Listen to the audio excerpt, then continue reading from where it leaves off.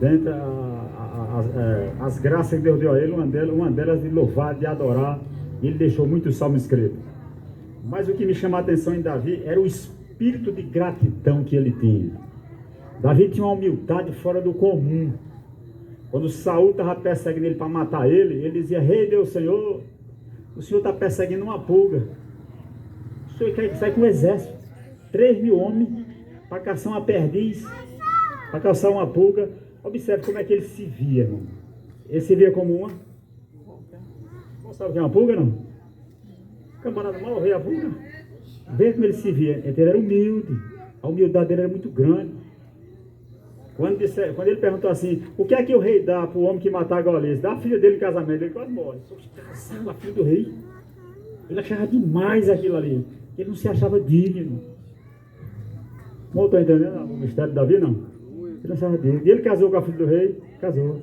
Por quê? Porque ele matou o gigante. Mas mesmo assim, ele se achava indigno de casar com a filha do rei. Quando Deus deu todo o trono, deu tudo para ele, ele chegou diante de Deus: quem sou eu? Quem sou eu para o Senhor me presentear com tudo isso? Então, quando Deus deu reinado, deu riqueza, deu tanta coisa para Davi, aí um dia Davi parou assim: para aí.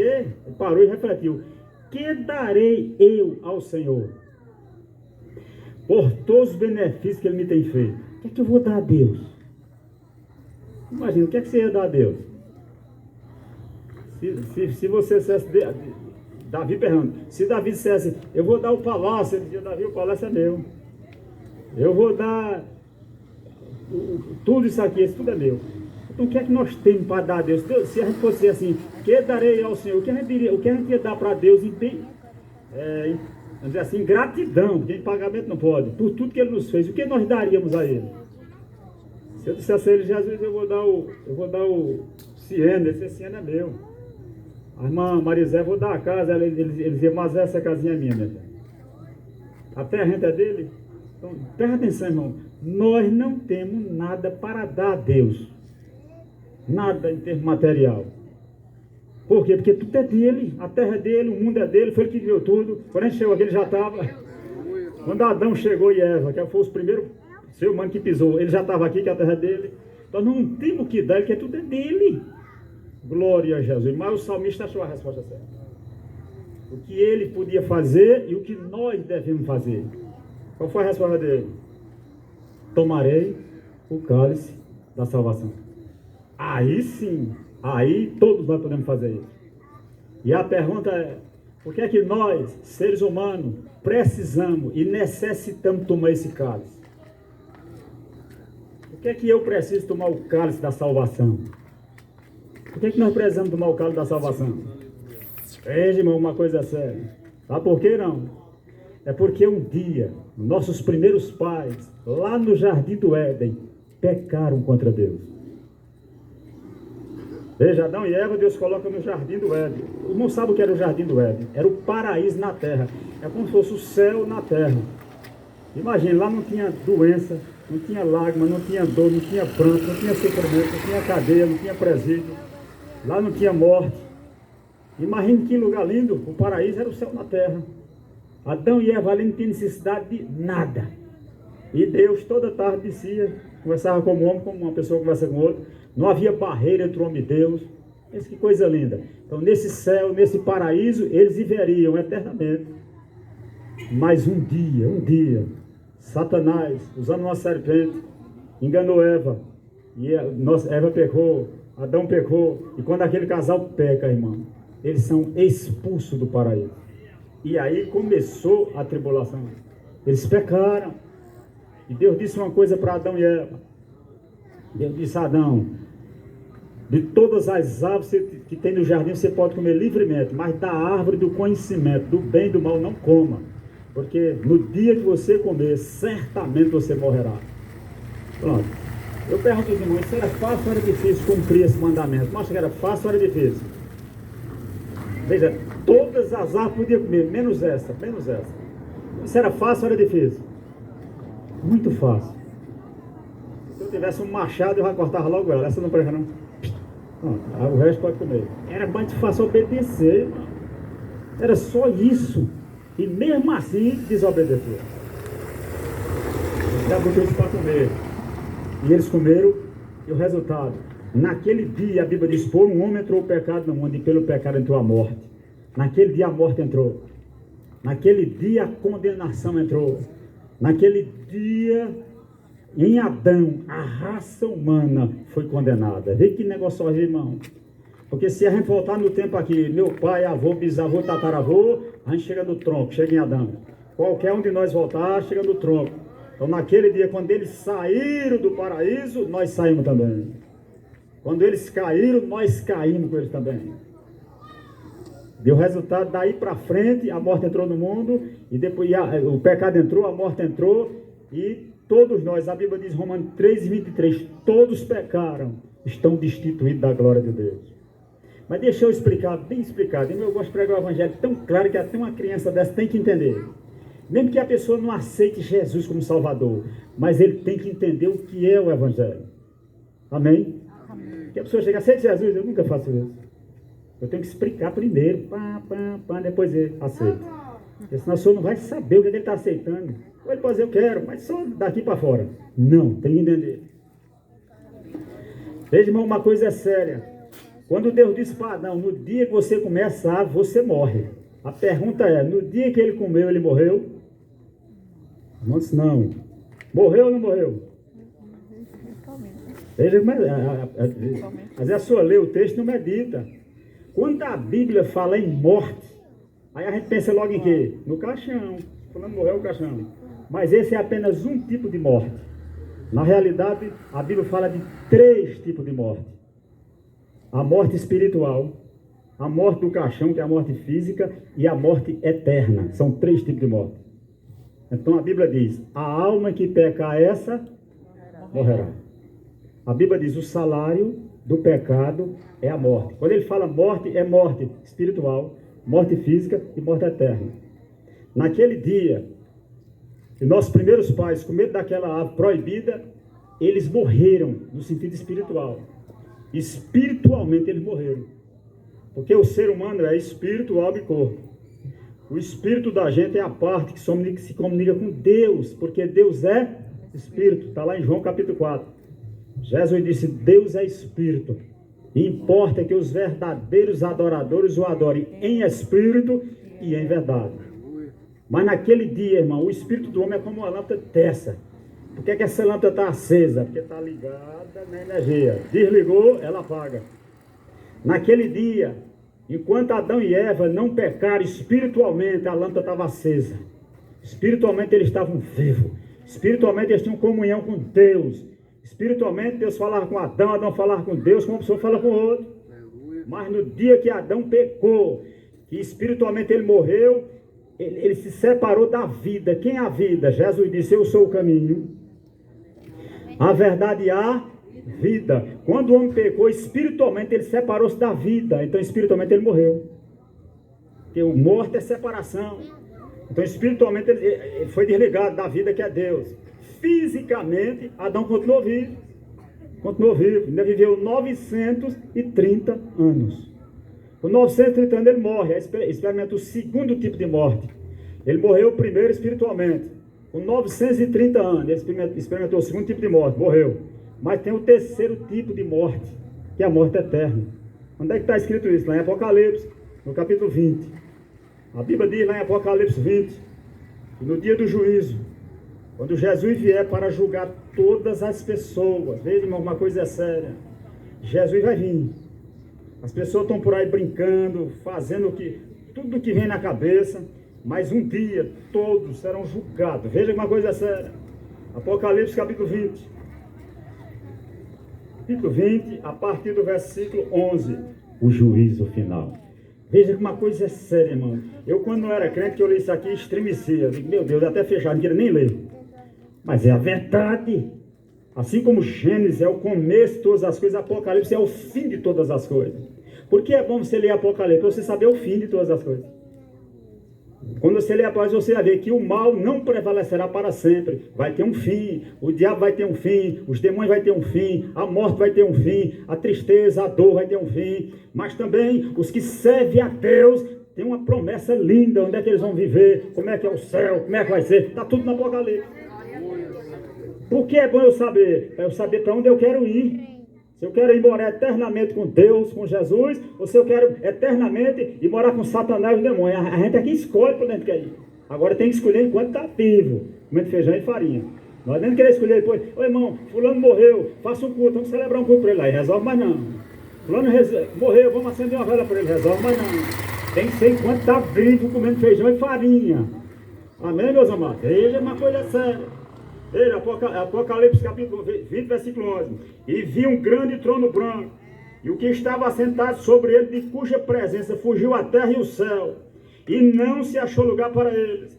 E vi os mortos, ó, vê o que João viu os mortos, grandes e pequenos, que estavam diante do trono, e abriram-se os livros, e abriu-se outro livro, que é o da vida, e os mortos foram julgados pelas coisas que estavam escritas no livro, segundo as suas obras. E deu mal aos mortos que nele havia, e a morte e o inferno deram os mortos que neles havia, e foram julgados cada um segundo as suas obras, e a morte e o inferno foram lançados no lago de fogo. Esta é a segunda morte. E aquele que não foi achado escrito no livro da vida, foi lançado no lago de fogo. Então aqui, olha, todo aquele que seu nome não for achado escrito no livro da vida, a Bíblia diz, vai ser lançado no lago de fogo, com Satanás, a besta e o falso profeta. Essa é a morte eterna, é a separação eterna do homem de Deus. Essa é a pior morte. Então quando a Bíblia diz o salário do pecado é a morte, a alma que pecar essa morrerá, está falando três tipos de morte: a morte espiritual, a morte física e a morte eterna. Porque nós precisamos tomar o caso da salvação, que nós precisamos de um Salvador. Observe, irmão, como a Bíblia diz, todos pecaram. Então, de acordo com a lei de Deus, que o salário do pecado é a morte, todos nós éramos para ser condenados à morte espiritual, à morte física e à morte eterna. E se Deus condenasse toda a raça humana, Ele condenaria com justiça, porque Deus é um juiz justo. Está lá no Salmo 89, versículo 14. A base do trono de Deus é juízo e justiça. Agora, diante da sua face, vai a graça, vai a verdade e vai a misericórdia. Irmão, sabe o que significa isso ou não? Significa o seguinte: primeiramente, diante da sua face vai. Primeiramente Deus manda para a terra, para os homens, graça, misericórdia, verdade. Se os homens rejeitar a graça, rejeitar a misericórdia e rejeitar a verdade, aí Deus volta, aí Deus manda justiça e juízo. Esse sempre é o procedimento de Deus. Esse é sempre, Deus sempre procede assim. Aleluia. Então observe, então todos pecaram. Então todos, no sentido bíblico, estão condenados fisicamente, espiritualmente, fisicamente e eternamente. Todos, não escapou ninguém. Só teve dois pés que pisou na terra e nunca pecou. Quem foi? Jesus. O resto, todos pecaram. Então, quando a pessoa pensa assim, meu Deus, eu sou um pecador, e como pecador, está condenado espiritualmente, fisicamente, eternamente. Vai morrer espiritualmente, fisicamente, eternamente. Irmão, enquanto a ficha da pessoa não cair, você nunca vai sentir necessidade de tomar o cálice da salvação. Agora observe, Deus com justiça podia fazer isso, mas Ele não fez porque Ele é misericordioso. Ele não fez porque Ele é bom. Ele não fez porque a Bíblia diz Deus é amor. Ele providenciou um meio para que esse pecador condenado e culpado, se ele quisesse, ele seria salvo. Ele providenciou um meio. É aqui onde entra a boa nova do Evangelho. Mas antes de entrar na boa nova do Evangelho, eu quero ainda enfatizar essa questão do pecado. Veja, se o pecado é tão terrível, que mata o homem espiritualmente, fisicamente e eternamente, a pergunta é a seguinte: por que as pessoas não estão preocupadas com o pecado? Por quê? Por que não tem essa preocupação? Por que a pessoa não está dizendo assim, mas rapaz, você já andando por aí, já topou com alguém assim, mas rapaz, vem cá, eu estou preocupado com meus pecados. Mas já viu alguém com essa preocupação? Alguém preocupado? Não, eu estou preocupado com meus pecados. Já viu alguém com essa preocupação? Eu não vi, não. Vamos escutar as mulheres conversando. Tem um bocado de mulher conversando assim, na rua. Se encontrou umas 3 mulheres assim, ou na praça ali, elas estão conversando. Escuta o que é que elas estão conversando. Escutou? Olha o que é que ela disse. Mas mulher, tu tá aí gorda. Escuta, tu tá magra. Tu tá andando igual, qual é a academia? Tu tá aí tomando o quê? Essa é a conversa das mulheres. tá gorda, tu tá magra, academia, parará, pererê, pererê, pronto, as mulheres. Vamos puxar pros homens. Os homens estão conversando. Escuta os homens conversando aí, viu o que eles estão conversando? Tem 3 assuntos que eles estão falando. Ou estão falando de política, ou estão falando de futebol, ou estão falando de mulher.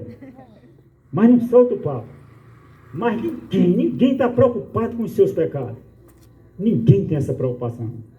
E pelo fato de ele não estar preocupado com os pecados dele, falar no caso da salvação para ele dar risada. Ele, cara, da salvação? Eu não preciso. Por que é que a pessoa, por que é que, irmão Abraão, a pessoa não tem essa preocupação? Fala de Jesus, da salvação, do Salvador, o Evangelho, que é uma boa notícia. Por que é que as pessoas não se interessam pelo Evangelho? Porque a pessoa não vê, nem sabe do seu real estado diante de Deus. Ele não sabe. E por que ele não sabe, irmão Abraão? Porque ele não se olhou no espelho. Eu tenho certeza que, principalmente as mulheres, toda mulher que sai de casa, ela vai primeiro diante do espelho. Por que ela vai se olhar no espelho? Porque o espelho não mente. É assim ou não? Ela se olha, pá. Se ajeita.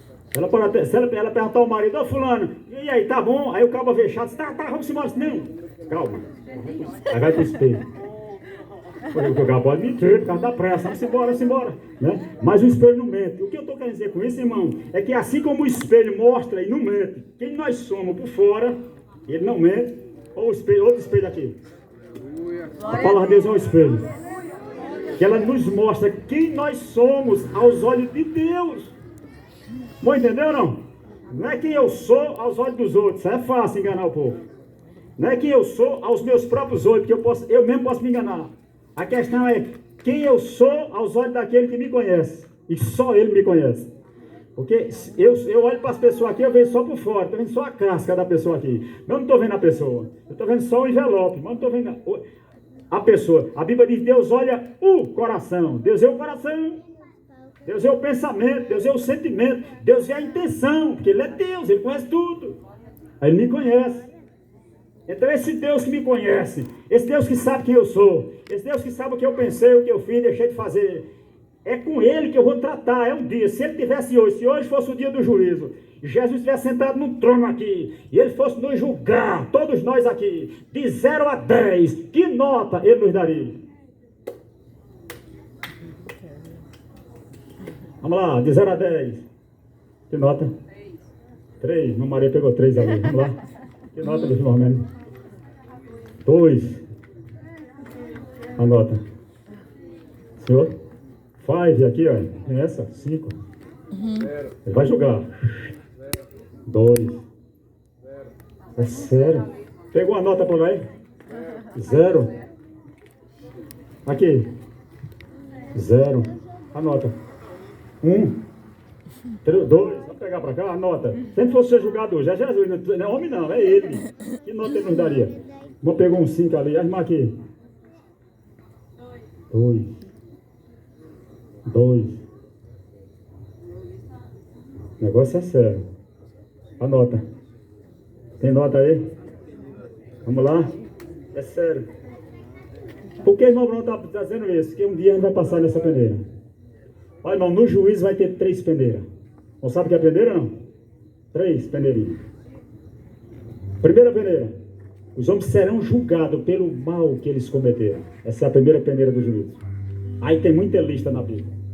Eu vou ler só 2 peneiras, mas tem muita. Aliás, eu vou ler 2 listas com relação à primeira peneira. Só que tem muitas. Eu vou ler Apocalipse mesmo. Capítulo 22. E o versículo 15. Veja como é difícil passar na primeira peneira do juízo. Apocalipse 22 e 15. Ficarão de fora. O som tá bom aí? Tá todo mundo me escutando? Não. Presta atenção se você passa na primeira peneira. Ficarão de fora. De fora de onde? Do céu. Os cães. Cães aqui, os imorais.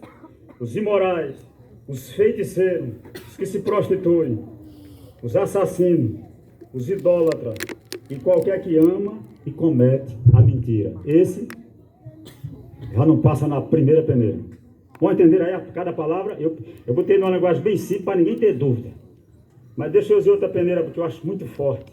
É 1 aos Coríntios, capítulo 6, e o versículo 10. Veja que, quer dizer, é uma lista que faz parte da primeira peneira. Vamos ver se a gente passa. Ele está aqui, vai estar jogando a gente. Vamos ver se a gente passa. 1 Coríntios, capítulo 6, versículo 10.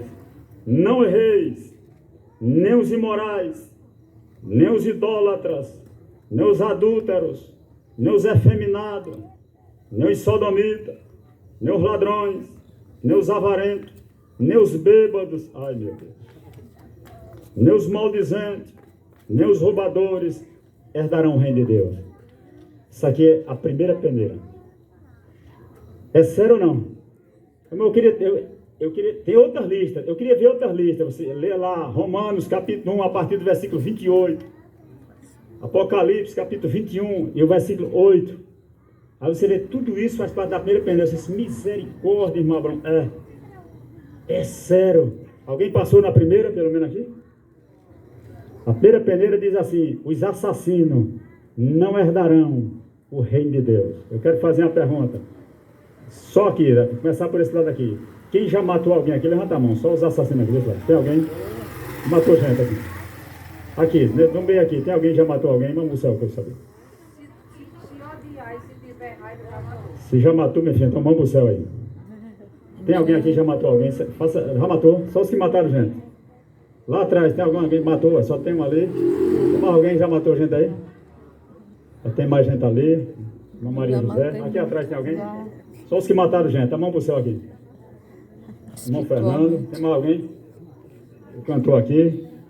É sério. Agora eu vou provar que todos nós, sem exceção, somos assassinos. Vai mexer aí. 1 João capítulo 3, versículo 15. O que é que diz 1 João 3, 15? Aquele que aborrece seu irmão é um assassino. Ninguém precisa de um 38 para matar ninguém, nem numa faca. Toda vez você se irou contra alguém sem motivo, que odiou alguém, que se intrigou de alguém, fulano foi um dedo que eu cortei, tiver vergonha, não passa na minha porta. Toda vez que você agiu assim, aos olhos de Deus, você detonou aquela pessoa. No seu coração, você o matou. Toda vez que você falou mal de alguém, por exemplo, nós tivemos essa última política agora, essa foi terrível.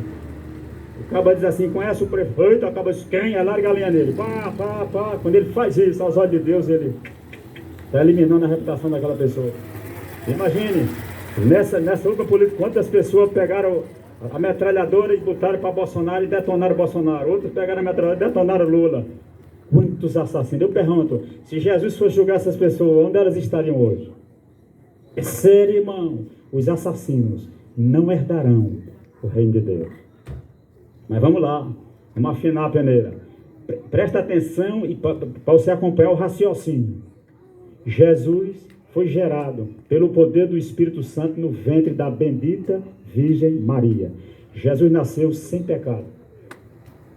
A Virgem Maria não teve contato com José para ele nascer. Ela estava virgem quando o Espírito Santo gerou Jesus no ventre dela. Jesus nasce e cresce. E a Bíblia diz que ele nunca pecou. Jesus podia voltar para o céu sem passar pela morte. Porque ele disse que eu sou o caminho, a verdade e a vida. Sendo ele a vida, ele tem poder sobre a morte. Ele disse, minha vida ninguém tira, eu dou. E que Jesus grande e poderoso. Tem um poder para dar e tem um poder para tornar a tomá-la. Então ele é a vida. A pergunta agora vai mexer. Se a morte não tinha poder sobre Jesus, se era Jesus que tinha poder sobre a morte, a pergunta é, quem assassinou Jesus Cristo? Quem matou o Filho de Deus? Quem matou Jesus? Foi Judas? Foi judeus? Foi romano? Quem assassinou o Filho de Deus? A resposta está em Isaías, capítulo 53, versículo 5. A irmã respondeu, Isaías diz, ele foi ferido pelas nossas transgressões. Ou seja, foi nossos pecados quem assassinou o Filho de Deus. Foi nossos pecados, colocou aquela coroa de espinho na cabeça de Jesus. Foi nosso pecado que transpassou aquelas mãos santas que só fizeram bem, irmão. Foi nosso pecado que transpassou aqueles pés que caminharam pela Palestina para fazer o bem. Foi nosso pecado que cravou aquela lança naquele coração que só fez amar a humanidade. Então, diante de Deus, todos os homens, sem exceção, são assassinos, porque todos são pecadores, e os nossos pecados assassinaram o Filho de Deus. Quem passa na primeira peneira, não matarás. Quem passa na peneira? Ninguém, porque os assassinos não herdarão o reino de Deus. Ainda tem 2 peneiras ainda, essa é só a primeira. Ou alguém passou na primeira, ou alguém passou no não matarás. Quem passa? Quem escapa do não matarás? Ninguém. Porque todos somos pecadores. E os nossos pecados assassinaram o Filho de Deus. Por quê? Porque se nós, raça humana, nunca tivesse pecado, Jesus nunca precisaria ter descido do céu para morrer naquela terrível cruz. Então, nosso pecado assassinou o Filho de Deus. Aí você pensa, meu Deus, eu sou um assassino. E a pergunta lógica seria, e o que é que eu faço para me salvar? Essa seria a pergunta lógica. Se eu sou um assassino, eu sou pecador. E como assassino não é do reino de Deus. Como assassino eu estou morto espiritualmente, vou morrer fisicamente, e no dia do juízo estarei separado eternamente de Deus. Aí você deve gritar como carcereiro, o que é que eu faço para me salvar? O que é que eu faço para meus pecados ser perdoados? Meus irmãos e amigos, prestem atenção. Se eu fosse pregar até meia-noite, eu ia provar para nós que nós violamos os 10 mandamentos. A gente não cumpre um. Aleluia. Violamos 10. Então, se a gente fosse para ser justificado pela lei, todos nós seremos condenados. Paulo disse, ninguém será justificado pela lei. Porque pela lei só vem o conhecimento do pecado. A lei é um espelho que ela mostra a nossa situação. Mas ela é só um raio-x, ela mostra, mas ela não dá o remédio para tirar. É o raio-x. Agora, assim, o Jesus é o remédio depois que eu vejo a minha doença. Aleluia. O que eu estou tentando mostrar agora é o remédio. Aliás, é a doença. Para você dizer, eita, irmão Abraão, pelo amor de Deus, vai ficar assim. E o que é que eu faço para me salvar? Porque o salmista está falando aqui no sentido de agradecer. Eu estou tomando aqui no sentido da salvação. Louvado seja Deus. Veja, irmão, uma coisa é séria. Então, por que as pessoas não estão preocupadas? Porque não se viram ainda diante da lei. As pessoas, eu sou uma pessoa boa, nunca matei, nunca roubei, vivo da minha casa, do meu trabalho, compro e pago, eu não devo nada a ninguém, eu sou uma pessoa boa, eu tenho um coração bom. Enquanto a pessoa pensar assim, ele tem um falso conceito a respeito dele mesmo. Ele nunca se converte, ele nunca sente a necessidade de tomar o cálice da salvação, ele nunca sente a necessidade de um salvador. Porque ele acha que é muito bom. Agora, irmão Abraão, sabe quem precisa? É o bandido, é o ladrão, é a prostituta, é o drogado. Ah, esse é umas almas cebosas, mas eu não. Eu sou uma pessoa boa. Enquanto a pessoa raciocinar assim, ele nunca vai sentir necessidade de receber Jesus como seu Senhor e seu Salvador pessoal, irmão. Aleluia! É por isso que a lei precisa ser mostrada em toda a sua espiritualidade para a pessoa saber o Deus que você vai tratar. Tem muita gente enganada, pensando que Deus é um velhinho gagá. Deus não envelhece. A gente envelhece por causa do pecado, irmão. Deus é a sabedoria. Ele é acima do tempo, de eternidade a eternidade. Deus não envelhece. Então a gente vai tratar com Deus santo. A Bíblia diz, sem santidade ninguém verá o Senhor. É sério isso aí. E as pessoas estão dormindo, cochilando, como se fosse viver eternamente na terra. Meu irmão, minha amiga, meu amigo está aqui nessa noite. Deixe que o Espírito Santo abra os olhos do seu entendimento, para você ver seu real estado diante de Deus. Eu não vou lhe julgar. Quem vai julgar é a palavra. É Jesus que é o juiz. Quem já assistiu o Jurado aqui? Alguém já assistiu o Jurado? Foi lá assistir? Era bom que a pessoa fosse. Lá no jurado, quando o juiz vai julgar, o juiz não diz assim, eu acho, e não. Quando ele vai dar a sentença, ele abre o livro da lei brasileira, ele vai lá no Código Penal brasileiro e vai dar a sentença de acordo com o que está escrito no Código Penal brasileiro. Ele não pode dar nada mais, nem nada menos, tem que ser o que está escrito ali. A pergunta é, e como é que Jesus vai julgar a gente? A Bíblia responde. Está lá em João 12:48. Essa palavra que eu vos tenho falado, esta vai julgar vocês no último dia. Então, o Código Penal do céu é a Bíblia. Não vai ser julgado por esse código aqui. Não é o que o pastor disse, o que o padre disse, o que alguém disse, não. É o que Jesus disse que vai nos julgar no último dia. Por que é importante eu saber disso? Para não ser enganado, para não ser ludibriado. Ah, irmão Abraão, eu não sei ler. Não sabe não. Tem Bíblia em áudio. Compre ela em áudio e bota, você fica escutando. Ninguém pode chegar dentro. Oh, Jesus, eu não sabia. Sabia sim, tinha Bíblia lá na terra. Sabia porque o Evangelho foi pregado. Sabia. Qualquer pessoa, hoje até o mundo escuta a palavra de Deus naquela linguagem, né? Porque você está escutando e está falando naquela linguagem, o mundo está entendendo. Então, meus irmãos, ninguém vai ter desculpa dentro do Senhor, mas eu não sabia. Eu não sabia. Não, sabe sim. E qual é o remédio? Aí vem, o que é que eu faço para me salvar? O que é que eu faço para os meus pecados, que são muitos, é mais que os cabelos da minha cabeça, ser perdoado? Presta atenção, pelo fato de nós estarmos condenados, aí a Bíblia diz: Deus amou esse mundo condenado, o mundo condenado, de tal maneira que deu o seu único filho. Se Jesus não tivesse descido do céu, nenhum de nós se salvaria. A porta do paraíso estava fechada, a porta do céu estava lacrada, nenhum ser humano podia ir para o céu por causa do nosso pecado. Mas o Filho de Deus veio, e com 30 anos, quando Jesus aparece no Rio Jordão, diante de João Batista, aí João Batista dá aquele grito: eis o Cordeiro de Deus que tira o pecado do mundo. E como é que ele ia tirar o pecado do mundo? Morrendo no meu lugar e no seu. Veja, o salário do pecado é a morte. A alma que pecar essa, morrerá. Então, o pecador é que deve morrer. Jesus não pecou. Jesus era inocente. Quando Pilato olhou para ele, eu não vejo crime nenhum nesse homem. Eu não vejo crime nenhum. Não tinha crime. Ele era puro, perfeito. Mas pelo fato de ele não ter pecado nenhum, ele se entregou para morrer no meu lugar e no seu lugar. Jesus morreu por causa dos meus e dos seus. Foi o nosso pecado que cravaram ele ali. Então ele se entregou para pagar uma dívida que não era dele, pagar uma conta que não era dele.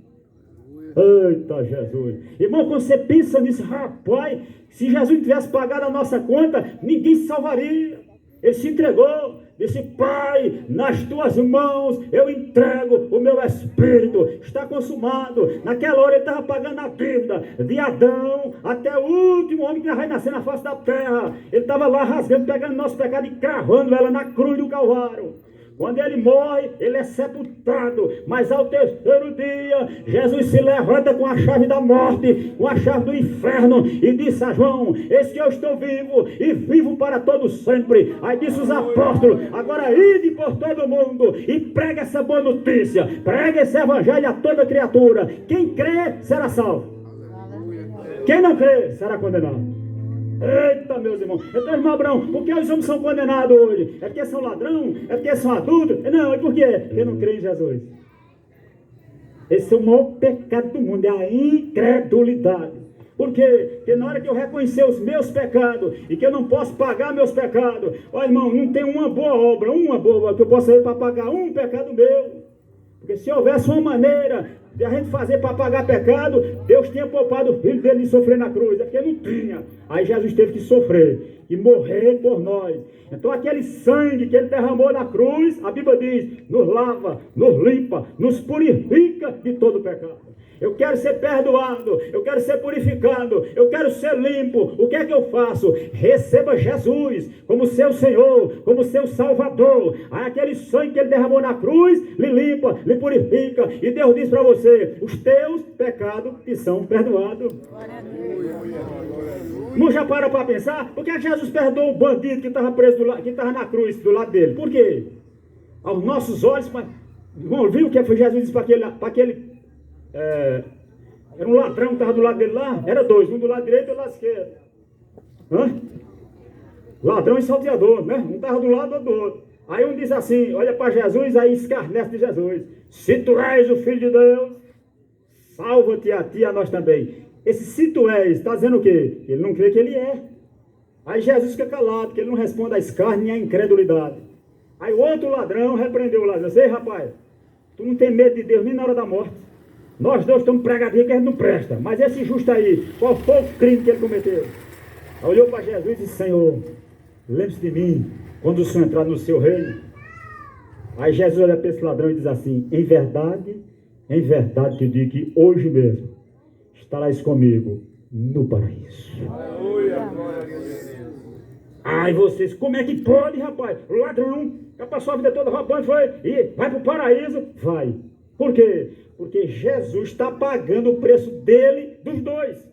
Jesus está pagando o preço dele e dele. Só que esse perdeu a bênção porque não creu em Jesus. E esse ganhou porque creu. Ele acreditou. Tenha misericórdia de mim. Está perdoado. Vai morar comigo no paraíso. Não interessa o buraco que o homem entrou. Onde foi que ele se afundou. Qual foi os pecados que ele cometeu. Jesus de Nazaré, poderoso para perdoá-lo, lavá-lo, limpá-lo, transformá-lo e fazer dele uma nova criatura. Simplesmente se ele crer. A salvação é pela graça, mediante a fé. Graça é favor, eu não mereço, é um dom. Veja, Deus amou o mundo de tal maneira que deu, foi que ele deu o filho dele, que ele tinha de melhor no céu. E agora, o que é que o pecador faz? Receber. Ele deu, eu só faço receber. Se eu disser, irmão Fernando, essa Bíblia é sua, irmão Fernando vai fazer o quê? É sua, se eu receber, e depois de receber? Quando a gente recebe para a gente fala o quê? Agradece. É tão simples que as pessoas não acreditam. Eu quero, eu recebo, eu aceito. Aceitou? Agora agradeça pela salvação. Aí ele entra. É simples, irmão. Você passa a vida toda tentando consertar a sua vida, tentando, mas eu pelejo, meu Abraão. Eu pelejo, não consigo deixar de chamar nome. Eu pelejo, não consigo deixar de tomar uma. Eu pelejo, não consigo ser fiel. Eu pelejo. Você vai morrer pelejando, não vai conseguir. Porque, irmão, se a gente se salvasse, a gente ia precisar de um Salvador. Para quê mesmo? Não precisava de um Salvador. Eu tenho que chegar diante de Jesus do jeitinho que eu sou. O ladrão não chegou, o ladrão ficou. Jesus, eu estou me ajeitando aqui, eu estou já me ajeitando. Daqui a pouco eu não sou mais ladrão. Não, senhores. Lembre-se de mim, concentrar no seu reino. Aí Jesus, pá, transforma aquele ladrão. Mas, Abraão, fulano fez e aconteceu, e hoje bota a Bíblia debaixo do braço e diz está salvo. Não, não é Bíblia debaixo do braço, não.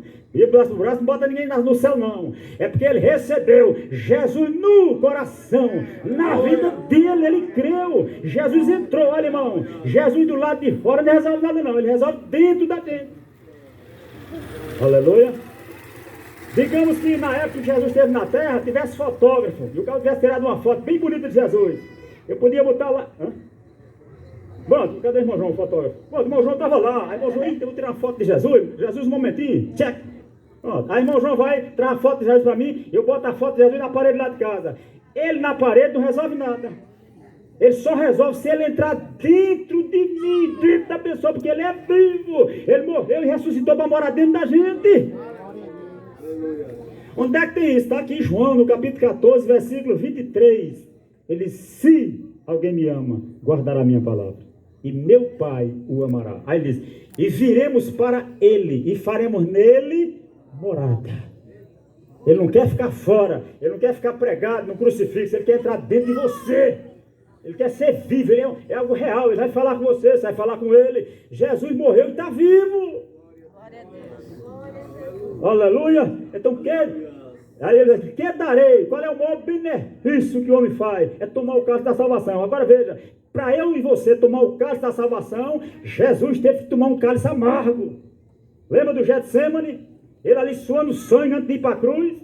Ele orando e disse, pediu Pedro, João, Tiago, vem cá, ore comigo, pelo menos uma hora. Eu estou muito triste, a minha alma está amargurada até a morte.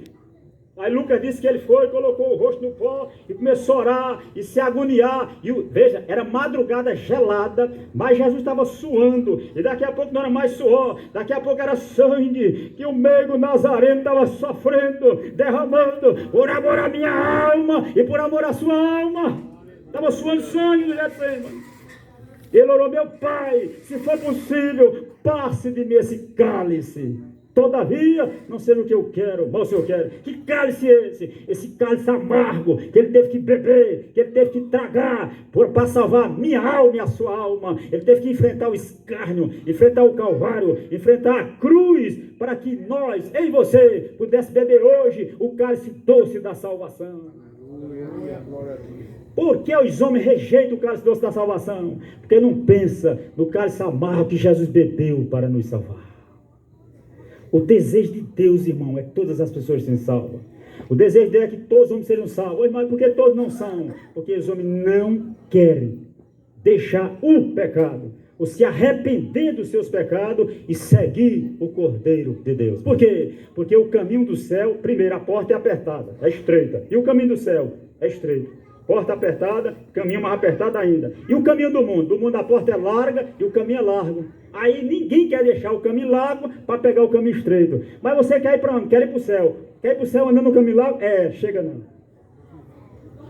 Eu quero ir para o céu, o que é que eu faço? Comece pela porta. Entre na porta. Quem é a porta? Jesus diz, João 10:9, eu sou a porta. Se alguém entrar por mim, será salvo. Depois de entrar na porta, agora eu quero pegar o caminho do céu. Quem é o caminho do céu? Ele disse, eu sou o caminho. O caminho é uma pessoa. E quando eu chegar lá, quem é a porta para entrar lá? É Jesus. Então Jesus está no começo da estrada, ele é a própria estrada, ele vai estar lá no fim. Irmão, lembra quando Estevão estava já morrendo e sendo apedrejado? Ele ia já morrendo, já estava no fim da jornada. Ele levantou os olhos para o céu e disse, eis que eu vejo o céu aberto e Jesus está em pé, à direita do Pai, no fim da jornada, esperando por Estevão. Então na hora que você aceita Jesus, você entra pela porta que é Cristo. Permanece em Jesus, permanece no caminho que é Cristo. E quando chegar ao fim, ele está de braço aberto para lhe receber no céu, louvado seja Deus. E o que é que ele pede de nós? Duas coisas bem simples, irmão. Arrependimento e fé. Eles arrependei-vos e convertei-vos para que seja apagado os vossos pecados. Então, quando a Bíblia diz que eu creio, é porque eu me arrependi. Quando diz eu creio, é porque eu vou dizer, a partir de hoje, Jesus, eu quero fazer o que a sua palavra manda. Mas, irmão Abraão, mas é muito difícil. Deixa eu dizer uma coisa para os irmãos. A salvação, humanamente falando, ela não é difícil, ela é impossível. O que a nova aliança requer de nós para entrar no céu, humanamente falando, é impossível. Mas não vai ser com a minha força que eu vou cumprir a palavra de Deus. É pelo poder do Espírito Santo que vem habitar dentro da gente. Quer que eu dê um exemplo da nova aliança? Jesus disse, se você pegar... Não se pode pegar vinho novo e colocar dentro do odre velho. Porque se botar o vinho novo, estoura o odre velho. Vinho novo se coloca dentro de um odre novo e ambos se conserva. Ou seja, se eu, sem me render a Jesus, sem que Jesus entre, sem que o Espírito Santo entre, eu for tentar obedecer a palavra de Deus, simplesmente eu não vou conseguir. O odre não aguenta, estoura, derrama, a palavra não faz efeito. Porque o evangelho é poderoso demais. Vou dar só um exemplo. Jesus disse assim, vocês ouviram foi dito aos antigos. O que foi que disseram os antigos? Ame o seu próximo e aborreça seu inimigo. É fácil. É aquela música de Roberto Carlos, eu só vou gostar de quem gosta de mim. É fácil. Esse gosta de mim, eu gosto dele, é meu amigo. Esse é quem gosta não, é meu inimigo. Essa parte é fácil. Aí Jesus foi na nova aliança. Aí ele fechou a porta. Eu, porém, vos digo, porque ele é Deus.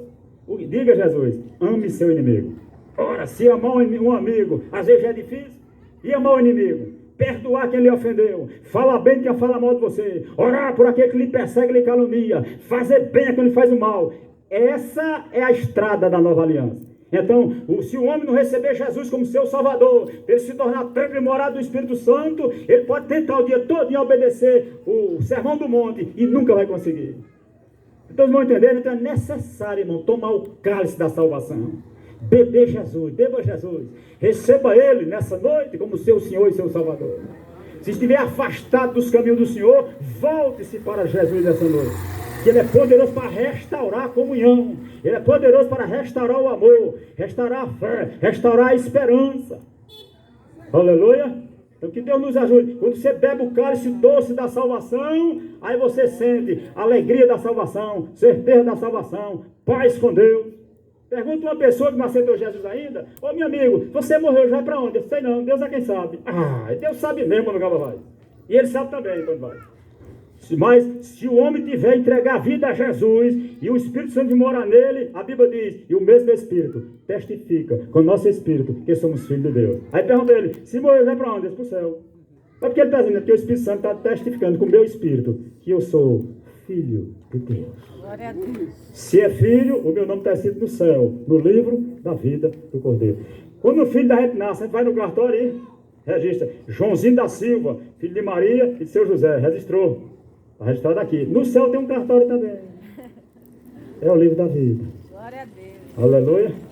Nós somos criaturas, todos nós. Quando a criatura reconhece que é pecador e recebe Jesus como Salvador, se torna, a Bíblia diz, filho de Deus. E como ele agora é filho, o nome dele é registrado no céu, no livro da vida. E Deus emite uma certidão de nascimento. Qual é a certidão? O Espírito Santo. Paulo diz, porque sois filhos, então Deus enviou aos vossos corações o Espírito de seu Filho que clama dentro de você, Pai. Aleluia. Então observe, é a certidão do nascimento. Assim como o caminho é uma pessoa, a porta é uma pessoa, que é Jesus, a certidão do nascimento também é uma pessoa, é o Espírito Santo de Deus.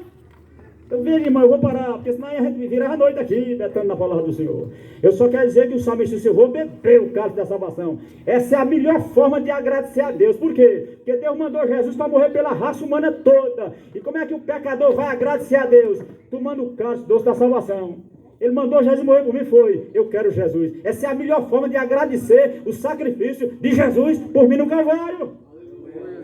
Agora veja a ingratidão dos homens. Jesus morreu por mim, morreu, mas não quero ele hoje não. Hoje não, irmão Abraão. Hoje não. Quando eu ficar velhinho, de cabelo branco, que eu tiver aproveitado bem do mundo, que eu tiver trabalhado para Satanás muitos anos, quando eu não prestar mais para nada, quando eu for só o bagaço que a porca chupou, aí sim, eu vou querer Jesus.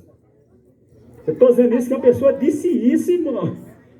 Ela disse isso, um jovem aqui, quando eu pregava em Salgueiro, eu morei 6 anos aqui, pregava ali na prefeitura.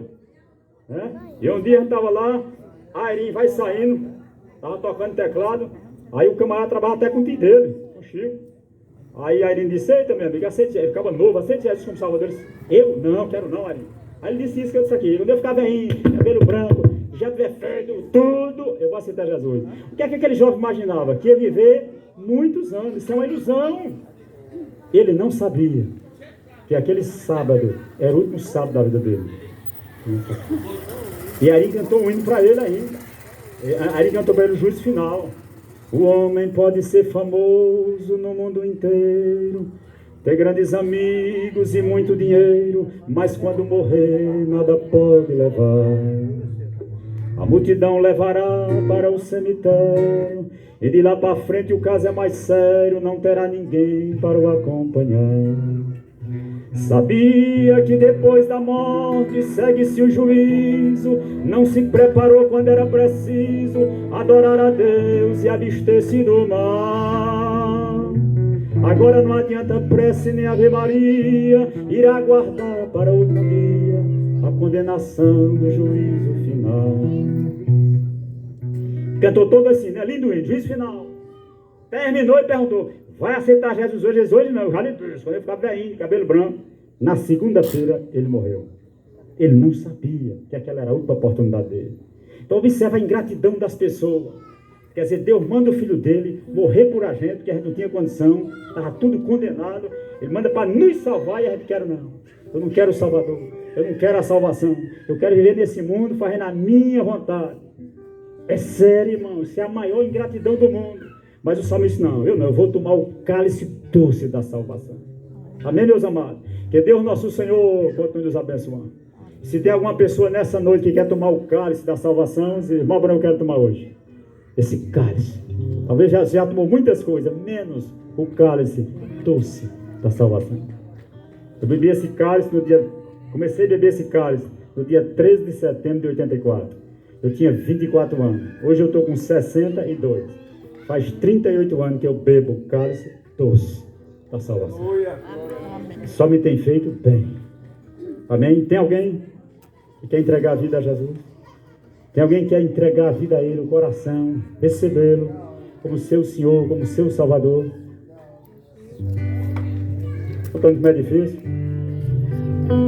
Digamos que a gente estivesse numa posição invertida.